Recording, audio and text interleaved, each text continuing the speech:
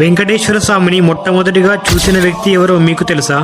ఒకసారి లక్ష్మీదేవిని వెతుక్కుంటూ భూమిపైకి వచ్చిన శ్రీవారు ఒక పుట్టలో విశ్రాంతి తీసుకున్నారు. అప్పుడు స్వామివారి ఆకలి తీర్చడానికి బ్రహ్మ పరమేశ్వరుడు కలిసి ఆవు దూడ రూపంలోకి మారి ఒక పశువు మందలో కలిసిపోయారు. అలా ఒక పశువుల కాపరి వీటిని అడవికి తీసుకువెళ్ళినప్పుడు ఒక ఆవు స్వామివారు ఉన్న పుట్టపైన తన పాలను ధారలా పోసింది. ఇలా ఆ ఆవులు తిరిగి రాజ్యానికి వచ్చినప్పుడు పాలను ఇవ్వవు. ఆ కాపరికి అనుమానం వచ్చి ఆ ఆవులపై నిఘా పెట్టాడు.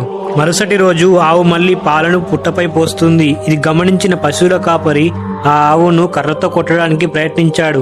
కానీ అప్పుడు స్వామివారు అడ్డుగా రావడంతో కర్ర దెబ్బ తగిలి శ్రీవారి తలకు గాయమయ్యింది. అది చూసిన పశువుల కాపరి స్పృహ తప్పి పడిపోయాడు. మళ్ళీ స్పృహ నుంచి బయటకు వచ్చిన కాపరి స్వామివారిని క్షమించమని కోరాడు.